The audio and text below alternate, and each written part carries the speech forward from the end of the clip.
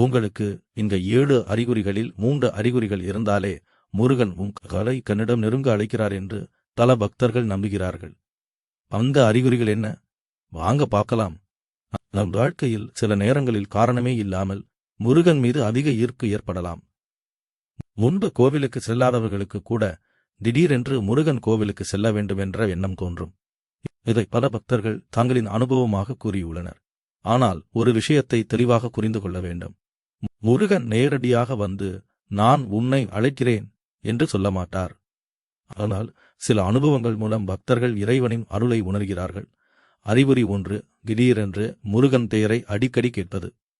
உதாரணமாக, நீங்கள் TV பார்க்கும்போதோ YouTube பார்க்கும்போதோ அல்லது யாராவது பேசும்போதோ தொடர்ந்து முருகன் பற்றிய விஷயங்கள் உங்கள் கவனத்திற்கு வரலாம். அறிகுறி 2, முருகன் கோவிலுக்கு செல்ல வேண்டும் என்ற ஆழமான எண்ணம். குறிப்பாக பழனி, திருச்செந்தூர், சுவாமிமலை போன்ற தலங்களுக்கு செல்ல வேண்டும் என்று மனம் விரும்பலாம். அறிகுறி 3, அந்த சஷ்டி கவசம் அல்லது முருகன் பாடல்களை கேட்கும் ஆர்வம் அதிகரிப்பது. அறிகுறி 4, கஷ்டமான நேரத்தில் கூட மனதிற்குள் வேல் முருகா என்ற வார்த்தை தானாக வருவது. அறிகுறி 5, மயில், வேல் போன்ற முருகனுடன் தொடர்புடைய சின்னங்கள் அடிக்கடி கண்களில் படுவது.